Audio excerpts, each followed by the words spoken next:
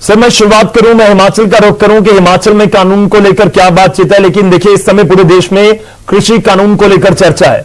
सबसे पहले आपसे यही समझना चाहेंगे कि आप इस कानून को किस तरह से देख रहे हैं, हिमाचल के मुख्यमंत्री इसको किस तरह से देख रहे हैं। एक बार पूरे देश के प्रोस्पेक्टिव की बात कर लें, उसके बाद मैं हिमाचल का रुख करूंगा। एक तो मैं बड़ा स्पष्ट कहना चाहता हूं, जहां तक हिमाचल प्रदेश की बात है, हिमाचल प्रदेश में इस कानून का अभिनंदन किया है किसानों ने और हमारे हिमाचल प्रदेश के सारे हिमाचल के लोगों ने। कहीं भी किसी भी तरह से हिमाचल प्रदेश में इस कानून के बाद जो है किसी प्रकार का कोई कंफ्यूजन नहीं है। और इसलिए आपने देखा होगा कि पूरे देश भर में जब बंद की कॉल दी गई थी, हिमाचल एक ऐसा राज्य था जहां पर एक भी दुकान बंद नहीं थी, एक भी बाजार की तो बात छोड़िए, एक भी दुकान बंद नहीं थी। इस बात को लेकर के कि हिमाचल का किसान अच्छी तरह से समझता है कि ये आंदोलन जो है किसानों के लिए नहीं, ये तो सिर्फ राजनीतिक मकसद के साथ किया जा रहा है, राजनीतिक लक्ष्य को हासिल करने के लिए। ऐसी परिस्थिति में इसका समर्थन करने की कोई आवश्यकता नहीं। ये हिमाचल के किसानों ने बड़ा साफ तौर पर संदेश दिया है। सर आप राजनीति का जिक्र कर रहे हैं, आपको लगता है कि विरोधी पार्टियां इसके पीछे हैं? क्योंकि किसान तो कह रहे हैं हम लाखों की संख्या में वहां पर पहुंच गए। आपको क्या लगता है कि पंजाब में क्योंकि बहुत बड़ी संख्या है किसानों की जो दिल्ली की तरफ कूच करके वहां पर जाकर बैठ गए हैं, क्या ये पूरा पॉलिटिकल नजर आता है? किसान कह रहे हैं नहीं, हम अपनी मर्जी से आए हैं। बिल्कुल निश्चित रूप से ये किसान आंदोलन से ज्यादा मुझे लगता है कि राजनीतिक आंदोलन है।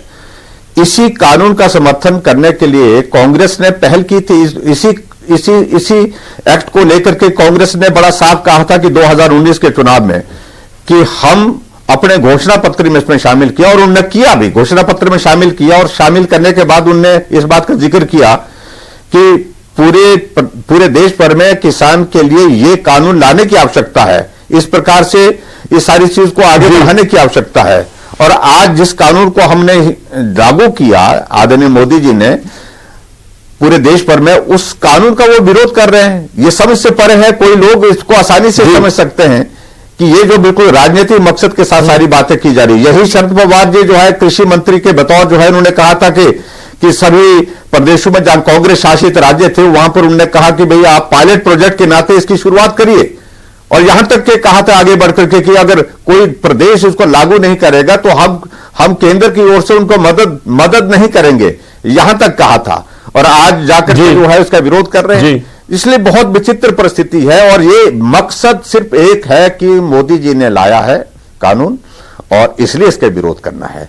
राजनीतिक मकसद के सिवाय कुछ नहीं है। और मुझे अभी भी पूरा भरोसा है, पूरा विश्वास है, किसान इस बात को धीरे धीरे समझ रहे हैं। इस बात को समझ करके जब वो सारी सच्चाई का सामना करेंगे तो निश्चित रूप से बात आएगी कि वो राजनीति का शिकार हुए हैं। और ऐसी परिस्थिति में मैं समझता हूं कि इस दौर में किसान जो है जिस प्रकार से इस आंदोलन का हिस्सा बने हैं, वो बिल्कुल एक राजनीतिक मकसद के साथ जो है वो लोग जो पीछे पर्दे के पीछे काम कर रहे हैं उनका जो है चेहरा बेनकाब होगा। जी सर, देखिए प्रधानमंत्री को बहुत शानदार वक्ता के तौर पर देखा जाता है। आपको लगता है कि बीजेपी की कहीं ना कहीं कमी है कि अगर आप इतने कॉन्फिडेंस के साथ पूरे बीजेपी के लीडर, आप बहुत बड़े नेता हैं, बीजेपी के प्रधानमंत्री हो, गृह मंत्री हो, वो यही जिक्र करते हैं कि ये किसानों के लिए, उनके फायदे के लिए, क्या बीजेपी समझा नहीं पाई? आपको लगता है कि ये कमी रह गई यहां पर कि अगर समझा पाते तो शायद इतना बवाल ना होता? देखिए, एक तो मैं बड़ा स्पष्ट कहना चाह रहा हूं कि पूरे देश का किसान जो है, ज्यादा किसान जो है पूरे देश का जो है समर्थन में है, सहयोग में है, वो बड़ा स्पष्ट है। दूसरी बात, मोदी जी का एक विश्वास है, एक नेतृत्व जिस पर भरोसा है पूरे देश को कि जो वो कर रहे हैं वो किसान हित में होगा, देश हित में होगा, इसमें भी कोई कंफ्यूजन नहीं है। तीसरी बात में ये भी मैं कहना चाहता हूं, आप कल्पना करिए हमारे 2020-21 के बजट में, केंद्र के बजट में कृषि के क्षेत्र में 6% की इंक्रीज के साथ बजट को लाया जाता है। एक बजट में 6% के साथ इंक्रीज किया जाता है, बढ़ोतरी की जाती है। और दूसरी बात, आदरणीय मोदी जी इस बात को स्पष्ट कहते हैं कि पूरे देश की आबादी का 80% से ज्यादा हिस्सा गांव में रहता है। गांव में रहने वाला आदमी किसान है, बागबान है, और ऐसी परिस्थिति में उसकी आर्थिकी को मजबूत करना है। उनकी आर्थिकी को मजबूत किए बिना हम मजबूत भारत की कल्पना नहीं कर सकते हैं। और ऐसी सिचुएशन में उन्होंने किसान सम्मान निधि, आज तक के इतिहास में किसी प्रधानमंत्री ने इस बात को सोचा? फसल आपकी अच्छी हो बुरी हो जो भी परिस्थिति है, लेकिन उसके बावजूद भी किसान सम्मान निधि के अंतर्गत जो है 6,000 रुपए आपके खाते में, मदद छोटी है बड़ी है, लेकिन मंशा बड़ी साफ है, बड़ी स्पष्ट है कि मदद करना, किसान के लिए मदद करना, किसान के हित के लिए बात करना। ऐसी परिस्थिति में क्या कल्पना की जा सकती है कि मोदी जी जो निर्णय लेंगे वो किसान हित में नहीं होगा? स्वाभाविक रूप से पूरा देश का किसान इस बात से सहमत है। ये चंद कुछ क्षेत्र का एक आंदोलन रह गया है, और जहां इस बात को सिर्फ राजनीतिक मकसद के साथ आगे बढ़ाया जा रहा है। और मैं यही कहना चाहता हूं जी, अभी बिहार का चुनाव हुआ, आप कल्पना करिए, बिहार के चुनाव में भी तो यही मंजर था आपके सामने। बिहार के चुनाव में भी तो यही था कि महागठबंधन क्या था, वो यही था कि सब लोग मोदी जी के कैसे रोक सके, आओ मिलो इकट्ठा हो जाओ और मोदी जी को रोकना है। और यहां पर भी यही एक प्रयत्न, एक प्रयास किया जा रहा है कि मोदी जी को कैसे रोका जाए, एनडीए को कैसे रोका जाए, बीजेपी को कैसे रोका जाए। किसान को तो एक इसमें जो है एक वो हथियार बनाने की कोशिश की जा रही है कि उनके कंधे पर बंदूक चलाने की कोशिश हो रही है, और मैं समझता हूं कि इसमें वो कामयाब नहीं होंगे। बहुत पावन एक पवित्र भावना के साथ इस बिल का पारण हुआ है, और मैं समझता हूं कि जहां तक हमारे केंद्रीय नेतृत्व ने जब आंदोलन का स्वरूप इस प्रकार बना, उनने खुले मन से इस बात को कहा कि आइए बैठिए बात करते हैं, कहां आपको लग रहा है कि भाई ये आपके हित में नहीं है, कौन सा ऐसा निर्णय इसमें लग रहा है, कौन सी बात ऐसी लग रही है, उस पर हम चर्चा करें और उसका समाधान निकालें जी। लेकिन उसके बावजूद भी उन लोगों का कहना एक ही बात को लेकर के कि बिल वापस लो, ये तो संभव नहीं हो सकता। बिल अगर पारित हुआ है, बिल के पारण में कुछ कहीं इसी इसमें कहीं उनको लगता है कि उनको कोई आपत्ति है, अपनी बात उस बात पर करिए, लेकिन सीधा बिल वापस करने की बात जो है जो कही गई है वो स्वीकार्य नहीं है। और इसलिए मैं किसान संगठनों से भी अपील करता हूं कि जब भी इस प्रकार का विवाद कहीं भी हुआ है, कभी भी हुआ है, रास्ता उसका संवाद ही निकला है जी। विवाद जो है संवाद से ही समाप्त हो सकता है, और संवाद के लिए हमारा केंद्रीय नेतृत्व खुले मन से तैयार है, खुले दिल से जो है उनकी बात सुनने के लिए तैयार है। सर, आप ये कह रहे हैं कि कृषि कानून प्रदर्शन बेशक हो रहे हैं लेकिन वापस नहीं होंगे, रद्द नहीं होंगे? नहीं, मेरा इसमें कहना है कि बिल वापस करने की बात तो स्वीकार्य नहीं है। जहां तक हमारी अपनी में व्यक्तिगत जो बात अगर कहूं मैं, और केंद्रीय नेतृत्व तो सारी बात को लेकर के बड़ा स्पष्ट पहले ही कर चुका है। दूसरी बात जो जहां तक इसमें जहां की जिन विषयों को लेकर के किसानों को, उन किसान संगठनों को लग रहा है कि यहां हमारी आपत्ति है, उस आपत्ति को सुनने के लिए हमारा केंद्रीय नेतृत्व तैयार है, और उसमें कुछ सुझाव के रूप में कुछ बातें अगर करने की होंगी, उसके लिए भी मुझे लगता है कि केंद्र के नेतृत्व ने कहा है कि हम आपकी बात को सुनने के लिए तैयार है, और उसके बाद चर्चा करने के बाद जो रास्ता निकल आएगा उसमें हम सब लोग मिलते हैं, मिलकर काम करते हैं। लेकिन ये बात तय भी जिस प्रकार से इसमें एक जो है वो एक माहौल बनाने की कोशिश की जा रही है कि वापस लीजिए, बिल्कुल ये स्वीकार्य नहीं है, तो वो भी बात स्वीकार्य नहीं है। क्योंकि देश जो है, बड़े जितने भी राज्य हैं, बहुत सारी जगह हम देख रहे हैं कि इस बंद का कोई असर नहीं हुआ, एक बात, और पूरे देश का बहुत बड़ा किसानों का वर्ग जो है इस बिल के विरोध में नहीं है, पक्ष में है।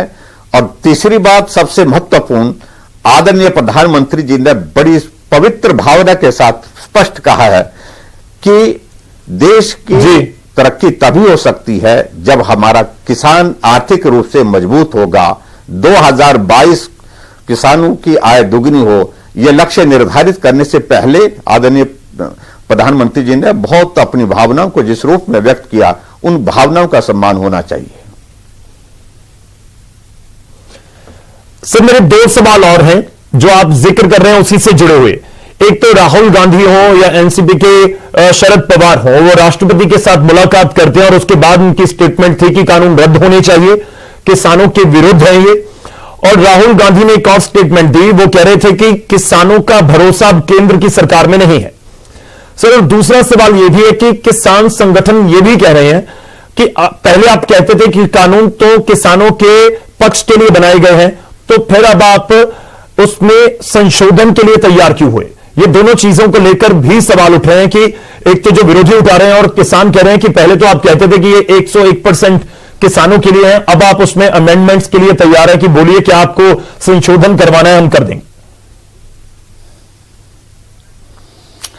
लेकिन ये तो एक तो मैं बड़ा स्पष्ट कहना चाहता हूं कि 27 दिसंबर 2013 को राहुल गांधी जी ने प्रेस कॉन्फ्रेंस में इसी तरह के इस बिल के जिक्र करते हुए कि ये आवश्यकता है आज की, ये करना चाहिए, और उसके बाद उनके घोषणा पत्र में 2019 का जो लोकसभा का चुनाव, उसमें ये चुनाव घोषणा पत्र का हिस्सा बनता है।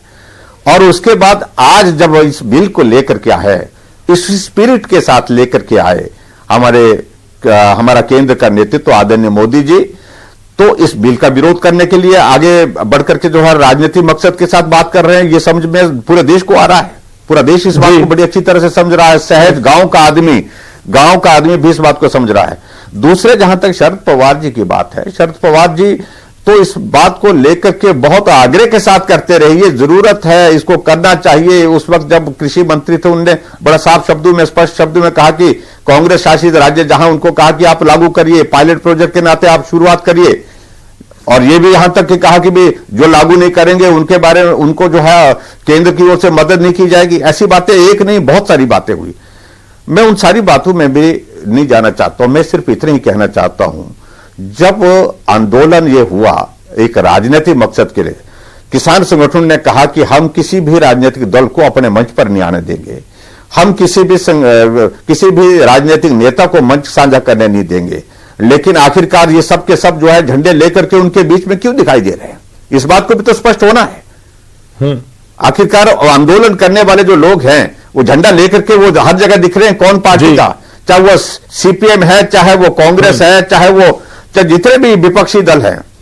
ऐसी परिस्थिति में मंशा बड़ी साफ है कि इसमें राजनीतिक मकसद ज्यादा आ गया, किसानों का मकसद पीछे रह गया। इस बात को समझने की आवश्यकता है।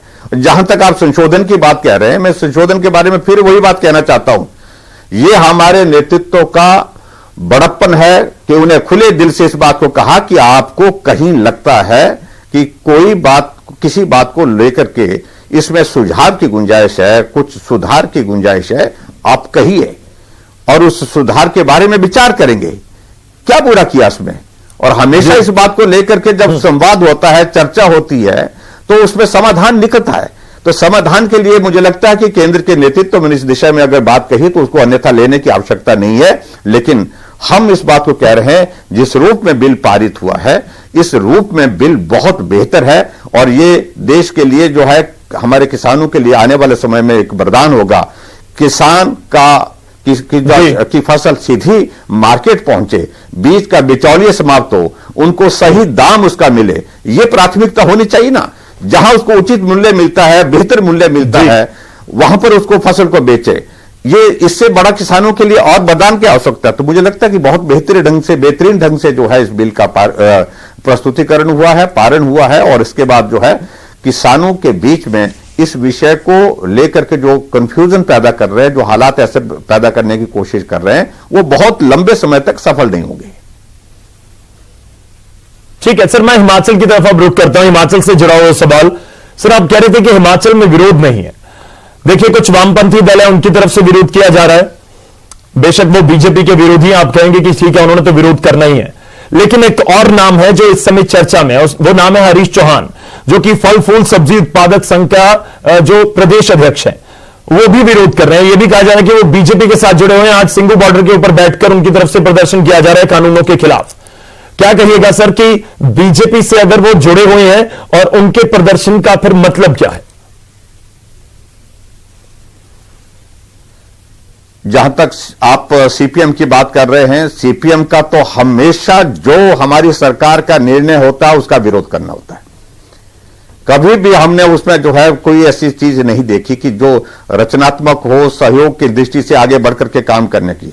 क्योंकि मूल सिद्धांत उनका है, जो बीजेपी करेगी, जो भाजपा की सरकार करेगी, उसका विरोध करना है। उनका एजेंडा बहुत सीमित है और बड़ा स्पष्ट है, और वो अपना काम कर रहे हैं, उसमें हमको कोई ऐतराज नहीं है, क्योंकि उस तरह की उनकी विचारधारा की जो काम करने की जो शैली है, तौर तरीका है, उस पर मुझे कुछ ज्यादा कहना नहीं, क्योंकि पूरा दुनिया जानता है, दुनिया से समाप्त हो गया कम्युनिज्म, भारत में भी अंतिम सांसें ले रहे हैं, यहां भी समाप्त हो जाएगा।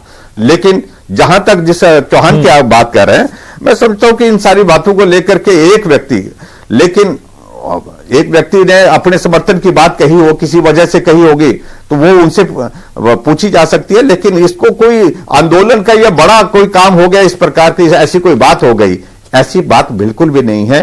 हिमाचल प्रदेश पूरे शांति प्रिय ढंग से सारे इस आंदोलन को देख रहा है और इस बात को महसूस कर रहा है कि किसान के हित के लिए आदरणीय मोदी जी ने जो ये किसान बिल लाया है, कृषि बिल लाया है, ये बहुत बेहतरीन है। बेवजह राजनीतिक मकसद के साथ जो है, जो लोग इसका विरोध कर रहे हैं, उनको जो है अपनी राजनीति चलानी है, लेकिन किसानों को इस संकट के दौर में, ऐसी परिस्थिति में खासतौर से जब उनको भ्रमित किया जा रहा है, उनको अपना भला सोचना चाहिए, अपने हित सोचना चाहिए। वो हित इसी में है कि वो इस बिल के सहयोग में आगे आए।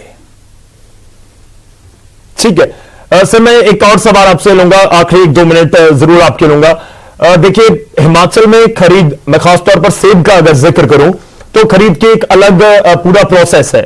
वहां पर पहले भी ऑप्शंस हैं किसानों के पास, बागवानों के पास, कि वो अपनी मर्जी से चाहे मंडी में जाएं, चाहे बड़े स्टोर के पास जाएं, या फिर कोई उनके खेत तक पहुंच कर ले, वो उसको भी बेच सकते हैं।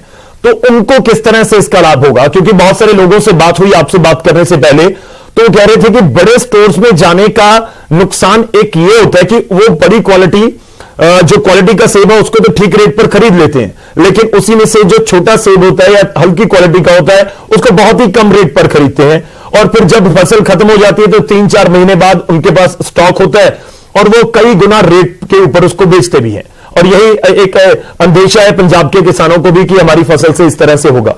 नए कानून से हिमाचल के सेब के बागवानों को किस तरह से फायदा होगा, आप अगर क्लियर कर पाए।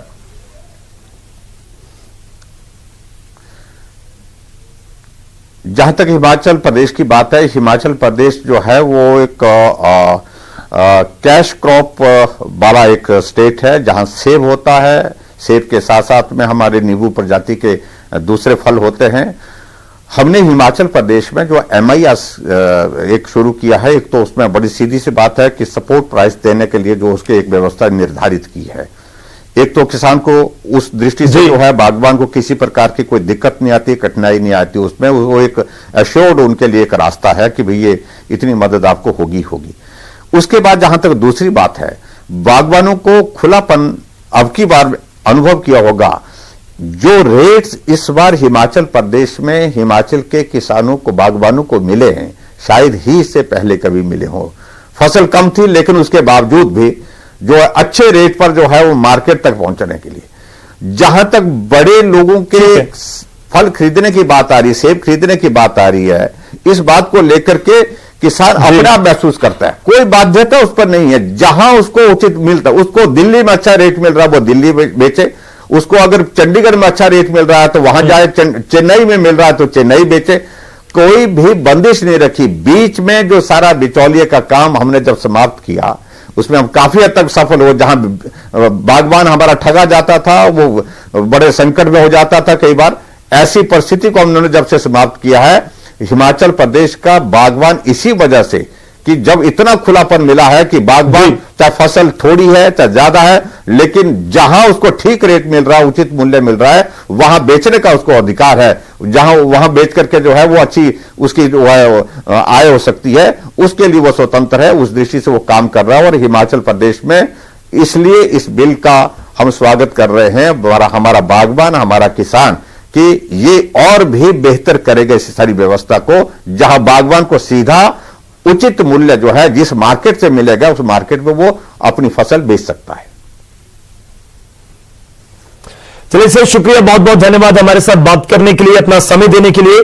तो हिमाचल प्रदेश के मुख्यमंत्री जयराम ठाकुर जी हमारे साथ मौजूद थे। उन्होंने कृषि कानूनों को लेकर यह स्पष्ट किया और आरोप वो लगाते हुए नजर आए हैं कि यह पूरा जो आंदोलन है वो कहीं ना कहीं सियासत से प्रेरित है और इसका जिक्र उन्होंने किया। तो फिलहाल बेड़ा तौर तो इजाजत लैन का हो चले है, पर खेती कानूनों ਨੂੰ ਲੈ ਕੇ ਚਰਚਾ ਸਾਡੀ ਲਗਾਤਾਰ ਜਾਰੀ ਹੈ। ਜਿਹੜੇ ਮੁੱਖ ਮੰਤਰੀ ਹਿਮਾਚਲ ਪ੍ਰदेश ਦੇ ਜ਼ਿਕਰ ਵੀ ਕਰਦੇ ਨਜ਼ਰ ਆਏ कि कानून वापस करवाने वाली या रद्द करवाने वाला जो पूरी मांग है वो अस्वीकार्य है, मतलब कि वो तक कबूल नहीं है। मतलब साफ संकेत है कि कानून तो वापस नहीं लवेगी। हुण तक का जो रुझान है बीजेपी का, दूजे पासे किसान जथेबंदियां भी अपने स्टैंड के उत्ते कायम ने। फिलहाल इजाजत दो, तुसीं बने रहो न्यूज़ 18 दे नाल।